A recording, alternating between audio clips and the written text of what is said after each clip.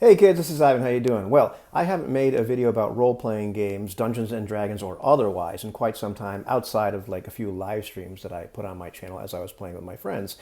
And some real life things happened. Things were a little sad, and I've talked about that a little bit before in a couple of videos, and I'll talk about that in a different video. But I found myself without the mental energy to do like videos or do like a real deep dive rather into fifth edition Dungeons and Dragons, but I kept running the game for the kids at the library, and I also kept playing, in some games with my friends. I didn't run anything, but I just showed up and played, and that was definitely a real lifesaver in terms of keeping me really engaged, with a hobby and just giving me something to do that was fun and a creative outlet. I've also had some other creative outlets. I managed to put all these up on the wall, which is really cool.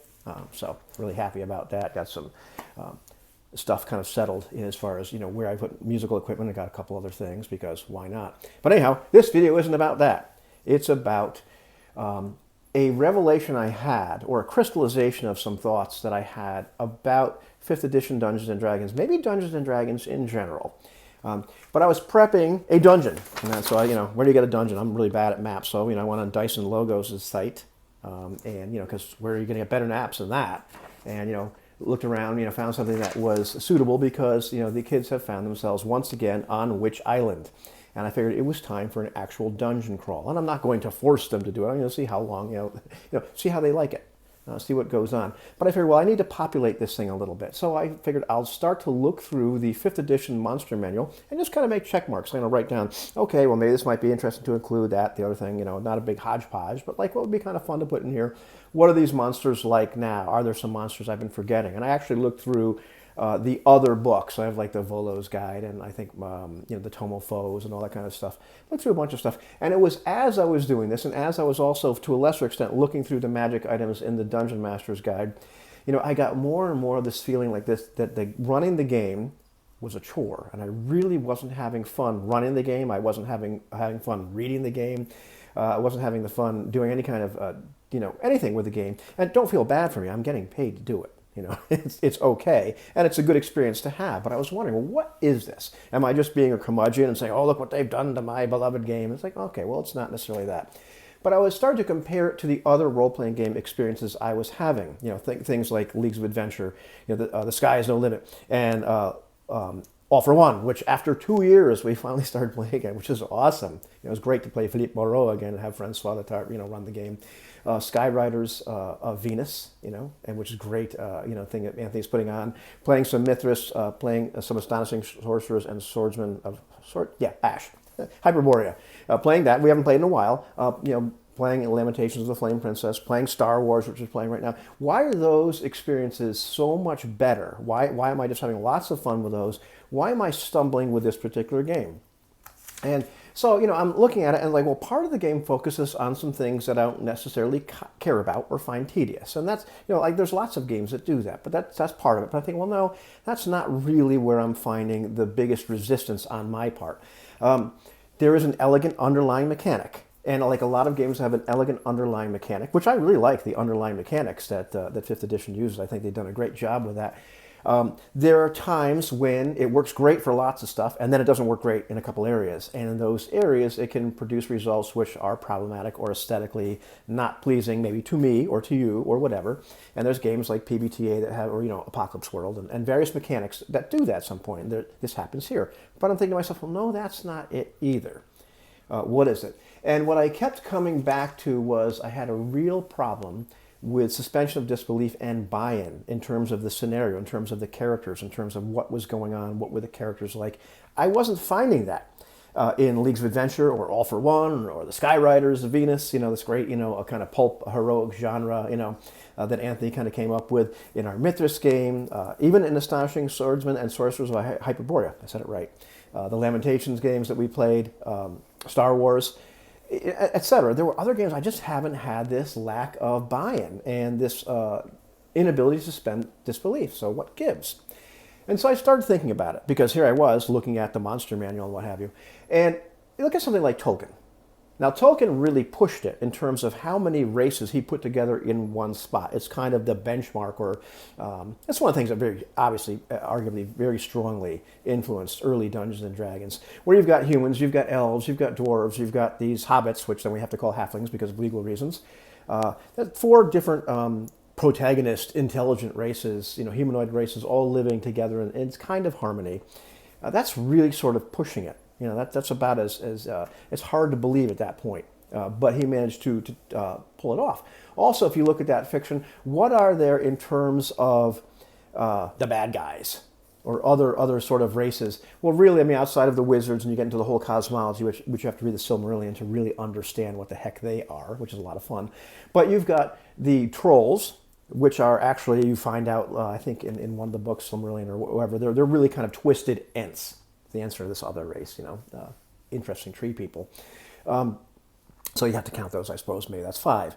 Although they're kind of weird oddballs that live in this other area. But, okay, so the trolls, you've got them. And there's this one evil group of humanoid-type races, or race. And then there are the orcs. And the goblins and the orcs are actually the same thing. Just called different names in the books. Or, different, synonyms that they call these twisted elves is what they turn out to be. That's it. It's it's not a huge cosmology, and there's some other weird creatures, and that's about it. Then you compare that to what Dungeons and Dragons brought to the table, even in the early years. I've never played OD&D. I started playing in 1981, so I was playing Moldvay Basic, but I have those books, and then I started playing Advanced Dungeons and Dragons right afterwards, which now people call First Edition, and it's a lot different. You look at something like AD&D, well, they brought in extra races. Basic is pretty much Tolkien in terms of the character races that you get to play. We've got humans, elves, dwarves, halflings. Okay, by the time I picked up in my advanced books right afterwards, which were actually produced before that, a basic, or that basic anyway. Okay, now we've got gnomes, so we've got half elves, and we've got half orcs. So it's gotten bigger, and as more expansions for that game came out, and the Dragon magazine published more stuff. Well, there are more races, but then you look in the monster manual, the bestiary of any of those games, and you find this plethora of other races, the humanoid races, the goblins, the hobgoblins, the troglodytes, the lizard men, all kinds of stuff. Already the monster man is looking like this hodgepodge of various intelligent races and other creatures of legend, and giant creatures, a bunch of mundane creatures, that sort of thing. By the time you get to, and then demons and devils, which both coexist, and aren't they the same thing? Well, no, not really, because of alignment. And then you get something like the Deities and Demigods book, which I got, where all of a sudden there's a bunch of different pantheons, which all exist, which starts to get really crazy, because many of them are lifted right from our myth. And, well, they all have creation stories, and all these guys are really kind of analogs of each other. And but, you've got players, well, I want Thor to be my god, or I want Clanget and Silverbeard, or, whatever it happens to be.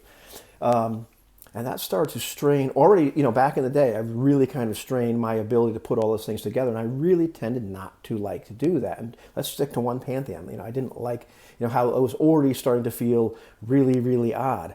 And, to be honest with you, the Caves of Chaos that came with my initial 1981 Moldvay Basic set, I have friends that will explain it in different ways, but to me, I saw these caves, this much smaller map, where there was all these things that kind of looked maybe, I don't know, maybe like that section or whatever. Basically the idea is there are all these little caves, and in each cave there's this different group of humanoids that didn't live that far from the keep, and somehow they didn't all just kill each other, even though there was animosity. It just made no sense to me. They didn't resemble, didn't make any sense. Didn't resemble the books I read, didn't resemble anything I could have put together. I never really liked that module, never really used that module. However, in that very same book, there's something which I think they kind of called the Haunted Keep, where it made a lot more sense, because it was limited to the number of creatures that were in there. And they all had a reason to be there, and they had the were-rats and the hobgoblins, which were interacting. That made a lot more sense to me. And so, I was like, well, that's kind of cool. So there is this kind of thing where it seems like that 5th edition, at least for me, in my experience, has kind of distilled a bunch of things that were problematic with original Dungeons and Dragons, the original flavors of it, that gave me problems in the past, and kind of crystallized them. And I know the editions in between that helped to do that. But here, I find it staring me right in the face, because here I am running this game. And there's just like as I looked through that particular monster manual, the thing I kept coming to is like, well, there's too many monsters, and there's just been this real shift away from the mundane. I know they're all kind of pushed to the back of the book. They're not even really worthy of descriptions or pictures or anything like that. But the mundane type of creatures that would be threats, the giant versions of those sort of creatures, other things that were sort of more part and parcel of the game when I started playing, seemed to be kind of like shoved to the back, kind of made footnotes, that sort of thing, and with the emphasis on the really cool, epic, the humanoid races, the diabolical type races that have these machinations, and there are other races which are their minions or their allies, and there's overlords, and everything's this big, giant, overarching plot, and wheels within wheels. However, several of them exist at the same time. How can that possibly be? It was one of those things where, it brought me back to some of the game advice from James Edward Raji, and I think it was probably in the referee's guide for the Grindhouse edition of Lamentations of the Flame Princess, where he talked about this idea of don't have a group of monsters, have this monster. It's the only one like it in the world. And that really resonated with me for a variety of reasons, from my experience in gaming and from reading literature. And, I remember I was a big fan of Greek myth. And I love watching Sinbad on Saturday TV, and only read those stories later on. But this idea, there was one of these things, and there weren't Medusas, there was the Medusa, and there were the two other Gorgons, and that was it. And they were immortal, and she wasn't, and the whole 9 yards. And it was much more appealing to me, and there was I had a less of a problem with buy-in. This made a lot more sense to me. So a big problem for me, or where I start to have a suspension of disbelief and my buy-in threatened, is just this preponderance of these creatures, and they all seem to coexist together. And that was a problem back then, but it seems to have gotten a lot worse now, or a lot more pushed to the forefront. And there's so much emphasis on these creatures, and a lot the other ones that are more mundane seem to have been pulled back and made footnotes, or even these stats changed so they really shouldn't be used after a certain particular point in time, etc.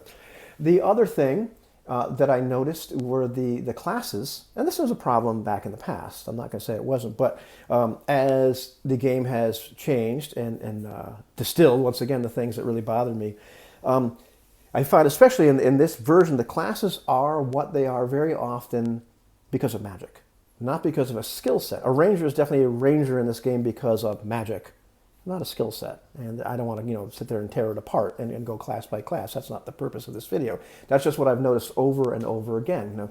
I've had to dive into these classes as the kids have leveled up, because they really haven't been able to or been willing to take responsibility for their characters in that way. And it's okay, because I'm being paid. It's an entertainment thing. And a lot of times these kids are just showing up, okay, let's play D&D now.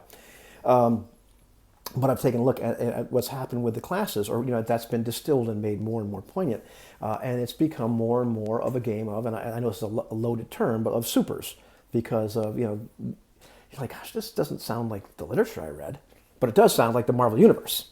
It's also the preponderance. The world seems to be infested with all these monsters and demons and devils and everything else, and it looks kind of like the Marvel Universe. So it kind of has a supers sort of feel. And also I've noticed there's more and more of the sort of the level power creep, which seems more and more artificial. Maybe the older I get, it once again doesn't necessarily resemble the literature.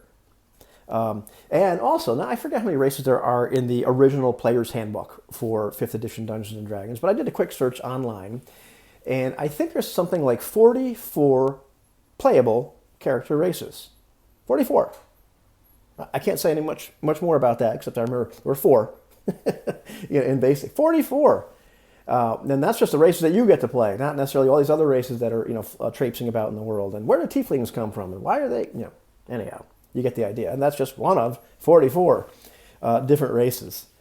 And I've noticed that there are definitely ways to bring stuff to the table, just like I did in my Astonishing Swordsman and Sorcerers game, where I said, hey, all right, magic users are off the table. Everybody's going to play a fighter or a one of those type of things. We're not going to play wizards.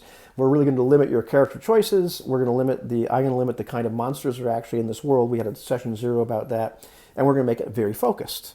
And the game is, the flavor of this game is going to be like this. You can certainly do something like that here. However, it's been my experience over time that if an option exists, there's going to be a player that wants to do that. Whether they want Thor to be their god, or whether they want to be the Birdman, or God knows what, the Flying Kobold, and they're going to want to have this special option, etc.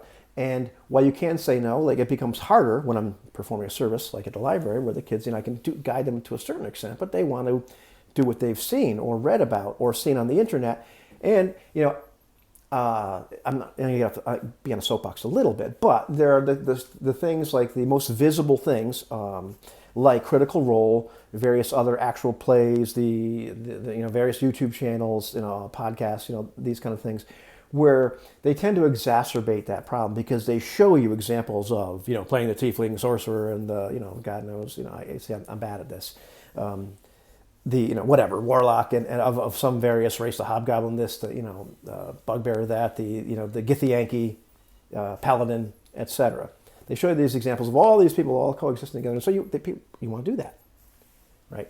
And with the monsters, with the scenario, with the characters, I think of The Point by Nilsson, if you're old enough to remember that, and Oblio and Arrow and all that. Where at one point, I think it was a pointed man said a point in every direction is the same as having no point at all. And that's what I keep finding in Dungeons and Dragons back in the day, and even more so now, where it just seems to be a game about nothing. And having all these options and having all these things going on prevents me from having any kind of buy-in, and the suspension of disbelief is gone. I look at these other games we've played. The sky is no limit. When we're playing Leagues of Adventure, when we're playing, Skyriders of Venus, when we're playing All for One, the game's about something. There's limited choices. There's limited things that are happening in the world, and it's much more focused, and it's much easier for me to have buy-in and understand that world and buy into it, and be able to be the character in that world, or to care about it, to have it make sense, and not to have me just kind of laugh about it. This is too much. So at the end of the day, the monsters, the way the monsters are presented, the bestiary in general, the backdrop, the kind of scenario, the type of characters that you end up playing or end up being brought to the table based on the mechanics and how they all work and all that sort of stuff. None of that resembles the fiction and the genres that brought me to gaming in the first place. And that seems to be over and over my my stumbling block, or where 5th edition in Dungeons and Dragons, and to a certain extent Dungeons and Dragons in general over time just kind of falls short for me. Unless you do some serious pruning and say here's what we're going to have, and everything else is kind of off the table, I'm unable to suspend disbelief, and I'm unable to have any sort of buy-in, and I end up not caring about the game and finding it more of a chore. What about you?